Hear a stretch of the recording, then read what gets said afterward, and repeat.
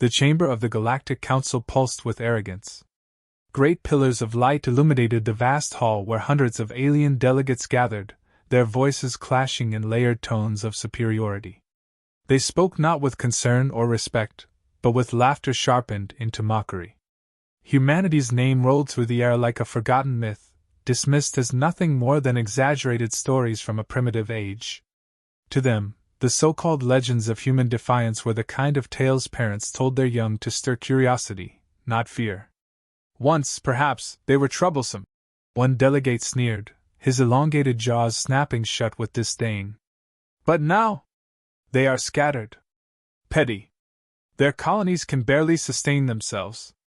What use is a species that has traded its claws for trade routes and treaties? Another voice echoed agreement, the tone thick with amusement. Indeed.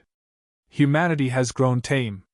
They kneel to the Council's order, and even when they object, it is with words, not steel. They know their place. Ripples of laughter spread like wildfire through the chamber. The delegates congratulated one another with cruel satisfaction, their mockery rising high into the domed ceiling. It was not enough for them to believe humanity weak. They needed to remind themselves loudly, reassuring one another that the terror they had once felt was gone forever. For in ages past, when wars had ravaged the stars, humans had been more than a nuisance. They had been predators. But memory is fragile when pride demands forgetting. From the edge of the chamber, humanity's ambassador sat in silence. No outburst came, no anger broke across his face. His expression was unreadable, his stillness mistaken for submission. Few even glanced at him, and those who did only smirked at the sight of the lone figure sitting beneath the banners of his species. To the Council, his role was ceremonial at best, a formality, a puppet dragged into their halls so they could claim fairness while deciding the fate of his people. The debate grew harsher as the subject turned to a human colony on the rim. That settlement had defied trade restrictions imposed by the Council, daring to bargain freely with other species without authorization. This was painted as rebellion, a grave insult to the Council's authority. One by one, the delegates raised their voices, demanding punishment. Some called for fines, others for sanctions, and more bloodthirsty ones called openly for blockade and occupation. They must be reminded who holds power, hissed a reptilian envoy, his eyes gleaming with cold malice. A demonstration will suffice. Break their defiance before it spreads. Another answered. Break them? You give them too much credit. They are not capable of resistance. They will fold quickly, as they always do. The humans are stubborn in words, but their actions betray their weakness. A blockade will make them beg within weeks.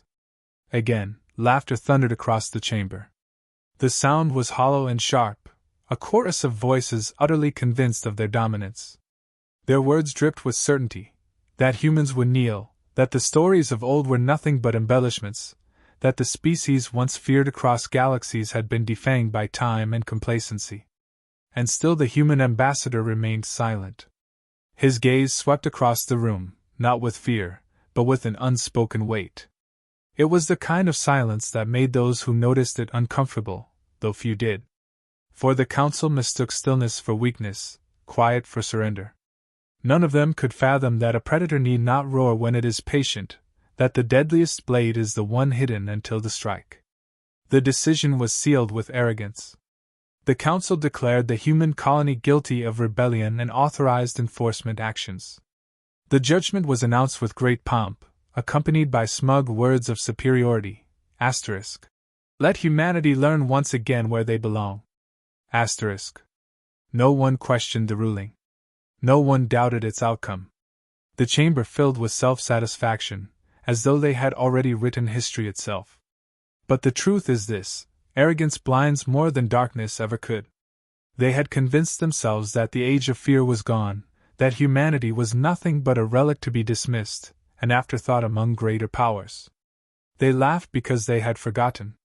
They mocked because memory was inconvenient. And they decreed punishment because they believed no consequence could follow. The ambassador rose at last. He said nothing. He did not bow, nor did he plead. He merely walked from the chamber with measured steps, his silence louder than any protest. Few paid him mind, and those who did smirked, convinced they had broken him with humiliation. They did not see the quiet calculation behind his eyes. They did not feel the storm gathering in the space between his thoughts. They did not realize that in their laughter, they had awoken something far older, far more dangerous than they could imagine. For the galaxy may choose to forget, but humanity remembers. And silence is not submission. It is the breathe before the strike. The corridors outside the council chamber were lined with towering glass, stars stretching endlessly beyond. The human ambassador walked with calm precision, his footsteps steady against the polished floor. To an observer, he appeared defeated, carrying the weight of humiliation in silence. But those who knew him understood better. Silence was not weakness. It was discipline, and discipline had always been humanity's greatest weapon. Behind the scenes, within the hidden circles of human leadership, the council's insults carried no shock. They had expected mockery. They had expected dismissal. What mattered was not the arrogance of the council but the patience of humanity. For decades, their people had endured slights, tolerated restrictions, and bowed when necessary, not out of fear, but out of calculation. They had learned to give the galaxy exactly what it wished to see: compliance, restraint, and irrelevance. And in the shadows of that perception, they had prepared. There was no illusion among humanity's leaders about their place in the stars. They remembered too well the centuries past, when human fleets had carved through armadas larger than their own, when desperate enemies had whispered warnings of human ferocity across every system. Those victories had not been luck, nor had they been accidents. They had been the result of something the galaxy could not imitate: the relentless refusal to break. That memory never faded for humanity itself. Colonies whispered it into their children's ears, not as myth, but as truth. Every generation carried the story of what their kind had endured, and what they had achieved when pushed to the edge. The Council may have chosen to forget, but humanity's blood carried remembrance deeper than words. In hidden facilities far from the Council's gaze, ships had been built. Not in grand numbers, not in vast parades of size meant to intimidate, but in quiet precision. Every hull was forged with intent, every system tested against the failures of wars past. Technology had advanced in ways the Council had not cared to notice, for arrogance had convinced them that nothing dangerous could emerge from a species they considered docile. Yet behind cloak stations and encrypted silence, humanity sharpened its blade again. What outsiders never understood was the human way of war. For most species, conflict was measured in strength of numbers or brilliance of technology. For humanity, it was measured in endurance. Where others broke after their fleets burned, humans endured. Where others sued for peace when their cities fell, humans rebuilt among the ashes and fought still. That persistence was not loud, it did not demand recognition, and so the galaxy mistook it for weakness. They saw the scars but not the strength beneath them. The ambassador, in his quiet withdrawal from the chamber, embodied this truth. He had not argued with the council because words were meaningless against arrogance. He had not raised his voice because history had proven that only actions could shatter delusion. What mattered was not convincing the galaxy with speeches. What mattered was ensuring that when the time came, humanity's answer would be undeniable. Conversations among human strategists reflected the same cold clarity. They did not speak of revenge as passion, they spoke of necessity. They must learn again. One commander had remarked in hushed tones, **, not through stories but through scars. Another replied, **, then let them laugh now. When the silence breaks, it will not be laughter they remember. **. This mindset spread across the colonies. Miners, farmers, engineers, ordinary citizens knew that mockery was nothing new. Humanity had been underestimated since it first reached into the void. What mattered was unity, the understanding that every insult carved into them was fuel, not defeat. A colony starved of recognition learned to innovate. A fleet dismissed as insignificant learned to strike with precision. A people mocked long enough learned to make silence into a weapon. The Council's arrogance had achieved what centuries of diplomacy could not. It had reminded humanity of who they were.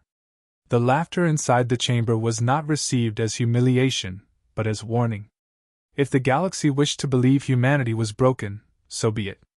That belief was their shield, their camouflage, their greatest advantage. Because when the strike came, it would not be from a species begging for acknowledgement. It would be from a species that no longer needed permission to act.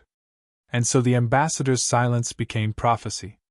Each step away from the council floor was measured not in defeat, but in certainty. The time was not yet, but it was approaching. Humanity would not rise in haste, nor would they squander their patience with hollow threats. They would wait until the insult cut deepest, until the mockery turned to oppression, until the galaxy's laughter was loud enough that its sudden end would echo forever. For that was the lesson humanity had learned long ago: power means nothing if it is predictable. Fear means nothing if it can fade. But silence carries weight. And when silence breaks, it leaves scars that no one forgets. The blockade began as the Council's answer to defiance. Warships encircled the human colony on the rim, their silhouettes blotting out the stars, their commanders certain the display alone would break morale. Supplies were cut, trade lanes severed, every route patrolled with arrogance. The message was clear: surrender, kneel, and the colony might survive. Refuse, and it would wither in isolation. The aliens expected fear. They expected pleading transmissions. Instead, silence greeted them. Weeks passed, then months, and the colony endured. Food was rationed, water recycled, power diverted to essentials. Children grew thin, but no one begged. Broadcasts from the fleet, filled with promises of mercy if the colony submitted, were ignored. Where other species might have bent, humanity tightened its grip on survival. Their history had forged this instinct: the knowledge that suffering does not end with surrender, that kneeling invites chains that never break. Inside the council chamber, reports of the colony's refusal were delivered with irritation. Delegates shook their heads, muttering about human stubbornness. But their voices carried amusement more than concern. They did not believe resistance could last. They saw it as pride soon to be crushed under hunger. To them, it was the drama of primitives, not the prelude to danger. The human ambassador did not argue. He listened, eyes unblinking, while species far older than his mocked the colony's endurance. To them, it was foolishness. To him, it was proof. The council could not understand because they had forgotten. Humanity's greatest strength was not in warships or weapons, but in the refusal to bow, even when every logical path demanded surrender. Among the colony's people, resolve hardened with every passing day. Families huddled together, sharing what little they had. Farmers grew food in recycled soil, engineers scavenged parts to keep life support running. Children were told stories not of despair, but of ancestors who had endured worse and survived. Hunger carved lines on faces, but behind the eyes burned something fiercer than fear. The blockade did not weaken them, it reminded them of what they were. The alien fleet commanders grew restless. Why do they not yield? One demanded across encrypted channels. No species can sustain this. Their pride will kill them. Another replied with scorn. Then let it. If they choose extinction, it is no concern of ours. The council will be rid of their noise. They believed this truth, not realizing that their impatience was part of humanity's plan. For far beyond the rim, movements began. In shadows, fleets stirred, ships no one had accounted for, built in silence, hidden in unmarked systems. Their engines ignited without fanfare, their courses calculated not for displays of power, but for precision strikes. Humanity had waited for the moment arrogance would blind the council completely, and now it was close. The ambassador delivered one final message to the chamber. His voice was calm, steady, devoid of pleading. Asterisk. We do not kneel. Not now. Not ever. Asterisk. He did not shout. He did not need to. The council erupted in laughter, their voices echoing with ridicule. They heard bravado, empty and hollow. They did not hear the certainty beneath it. They did not recognize the tone of a predator speaking before it moves. The blockade tightened, yet still the colony resisted. Every day of survival was a strike against the illusion of weakness the Council clung to. Every refusal to submit was a quiet declaration of war. The Council did not see it, blinded by their need to believe in their superiority. They thought they were teaching a lesson. They never understood that they were the ones being taught. And so the tension grew. The alien fleets orbited above, laughing at the futility of their prey. The council chambers echoed with dismissal. The galaxy turned its gaze elsewhere, confident humanity would break as expected. But beneath the silence, beneath the suffering, humanity's response was already in motion. The patience that had been mistaken for weakness was ending. The silence that had been treated as surrender was reaching its final breath. The strike had not yet come, but its shadow stretched long across the stars. Those who mocked had no idea what waited in that silence, what had been sharpened behind their laughter. For the colony's endurance was not an accident. It was bait, and the galaxy had taken it whole. The council thought they had humiliated humanity. What they had done instead was awaken it. The first reports arrived as whispers, dismissed at first as sensor malfunctions. A blockade ship gone silent. A patrol fleet that failed to report. Then silence spread wider, swallowing squadrons that had been considered untouchable. What began as scattered anomalies soon became undeniable. Entire task forces ceased to exist, vanishing from the star maps as if erased. Panic rippled through alien command channels. Admirals barked orders, demanding answers, yet no explanation made sense.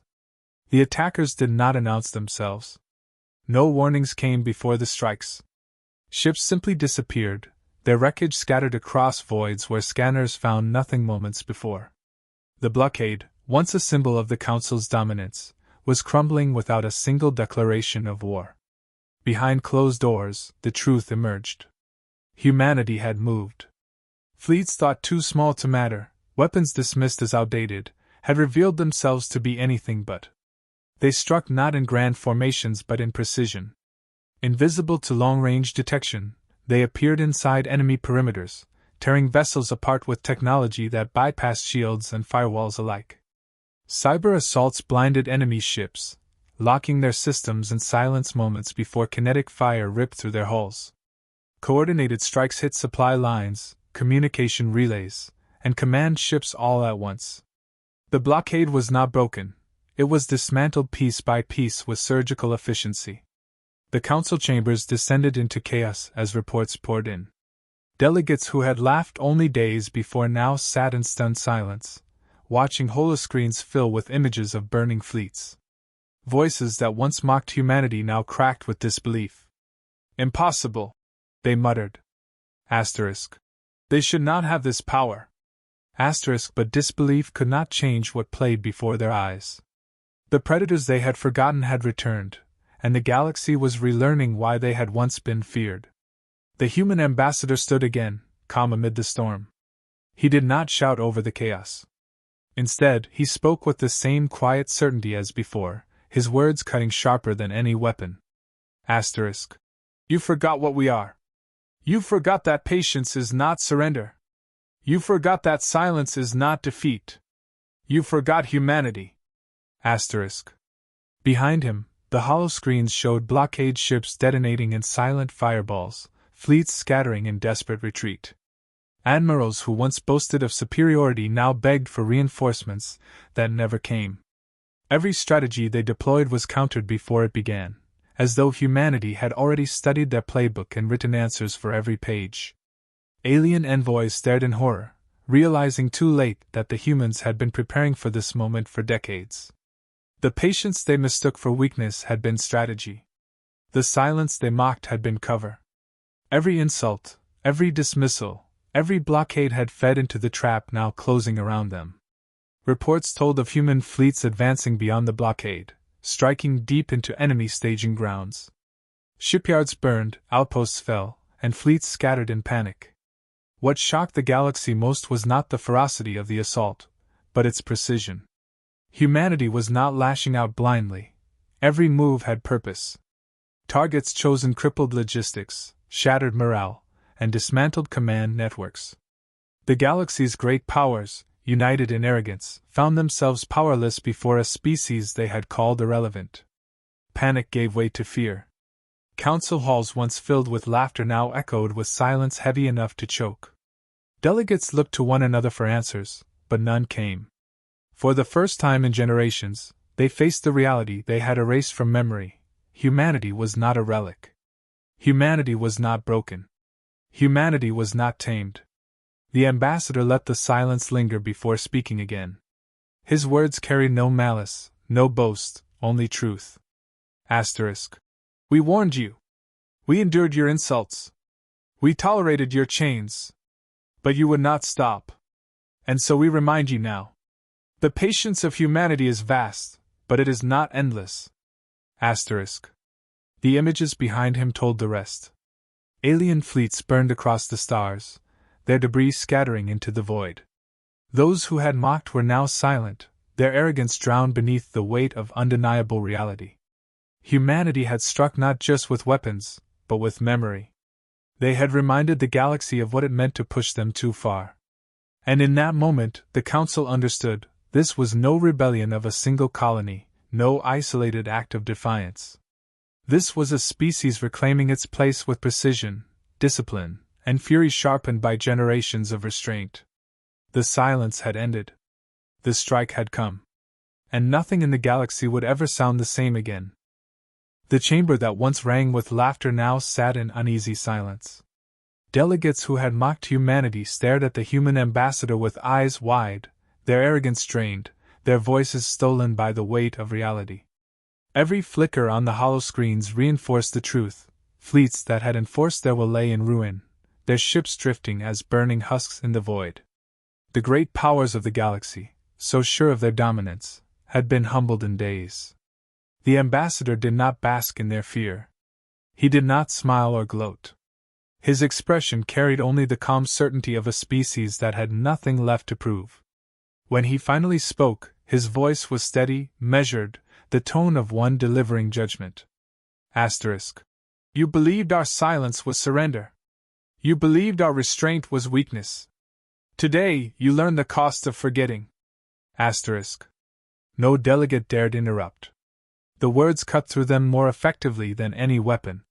The ambassador continued, laying out humanity's terms without flourish, without compromise. Asterisk. Our colonies will never again be restricted. Our people will never again be treated as subjects. Humanity will stand as equal, or the lesson you see now will only be the beginning. Asterisk. There was no bluster in his tone, no trace of negotiation. It was not a request. It was reality. And the Council, which once had demanded humanity bow, now sat bowed themselves, not from choice, but from fear. Across the galaxy, stories spread faster than any ship could travel. Survivors of shattered fleets carried tales of ships that appeared from nowhere, of weapons that tore through defenses once thought impenetrable, of an enemy that fought not with recklessness, but with terrifying precision. Colonies whispered of how humans had endured starvation, blockade, and ridicule without breaking. The legend of humanity was reborn, not in myth, but in memory carved with fire. For alien children, bedtime stories changed. Where once humans were dismissed as relics, they were now spoken of as caution. Parents warned, asterisk. Do not provoke them. Do not mistake their silence for defeat. Do not forget what happens when humanity is pushed too far. Asterisk. In every academy, commanders studied the sudden war, dissecting every tactic, trying to understand how fleets so underestimated had dismantled powers far older than themselves. And in every lesson, the conclusion was the same: humanity had chosen not to show its strength until it was unavoidable, and when it did, no force could stop it. The Council signed the accords quickly, their hands forced by the devastation still fresh in their systems. Humanity demanded no tribute, no conquest, no empire of vassals. They wanted only freedom, respect, and the recognition they had earned in blood. The simplicity of their demands made them all the more chilling, for it revealed that humans had not acted out of greed. They had acted out of principle. And principles, once awakened, could not be extinguished. Some delegates, shaken but prideful, whispered that perhaps this resurgence would fade again, that humanity's flame might dim with time. But those whispers were short-lived. Every ruin, every scar, every destroyed fleet was a permanent reminder. The galaxy had not simply been defeated, it had been corrected. The illusion of superiority had been shattered, and the lesson had been burned too deeply to erase. The ambassador's final words sealed that permanence. Asterisk. We are not conquerors by choice. We seek no chains over others. But know this, if ever again you mistake our patience for weakness, if ever again you believe humanity will kneel, you will not live long enough to make the same mistake twice. Asterisk. The chamber remained silent long after he finished. Delegates lowered their eyes, not daring to meet his gaze. They had laughed before, none would ever laugh again. Generations later, the memory endured. Not as myth, not as story, but as history that no one questioned. Every young alien who studied the rise and fall of powers was taught the same line. The galaxy once forgot humanity's strength, and they were reminded. The echo of that reminder stretched across centuries, etched into law, into culture, into fear. Humanity did not need to boast. They did not need monuments to declare their dominance. Their monument was the silence of those who had once mocked them, the silence that would last for as long as stars themselves endured. The Council had believed they were humbling a colony. What they had truly done was awaken a species. The galaxy had forgotten. Humanity had reminded them. And this time, the lesson would never be forgotten again.